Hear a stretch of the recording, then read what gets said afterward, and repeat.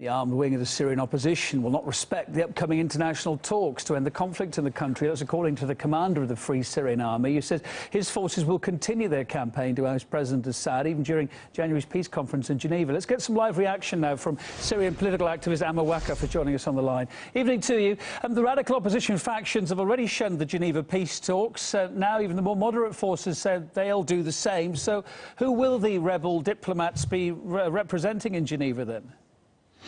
Well, good evening. I don't think there's going to be much, representation of the fighting groups on the ground, and that will render, or that would render, the Geneva conference, if it ever takes place, really, a useless or a no-go in a sense. It's a bit of a complex situation, and in order to understand it, we need to consider the concept of legitimacy that comes from representation.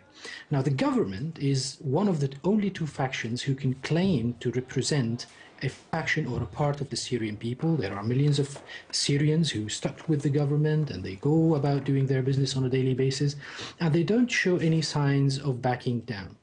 The only other party of the opposition, actually, who can claim to have such a legitimacy via representation or via representing another group of Syrians are the fighting groups on the ground who have an Islamic agenda. Not an extreme Islamic agenda, probably, but an Islamic agenda. And those people are controlled, unfortunately, by the Saudis, who are feeling nowadays that the circle is becoming ever so tight around them, with Iran having agreed with the West and paving the way for even a larger agreement. So it seems that the Saudis are digging their heels somewhat, and they are supporting these fighting groups. These fighting groups are making unification movements in between them. Their figures seem to be slowly but surely, coming on the media. They're trying to take political matters into their own hands. And it seems that even the politicians who are really running around trying to put their names on the Geneva attendance lists are not going to have any legitimacy at all. So these talks, scuppered before they've even started, according to what you're saying there. Russia and the US have gone to great lengths to bring about this peace conference. Those efforts waste time then, yeah? It's not completely wasted, because the Saudis can be convinced. I mean, we don't know. They seem to be very stubborn about it. They've even shunned the United Nations Security Council seat for it, just to make the point that they're not happy with whatever is happening, in a sense, around them.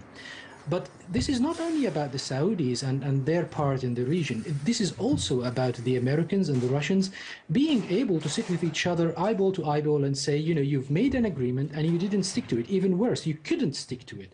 So the Americans have to do something to convince the Saudis. Probably a change of leadership is needed.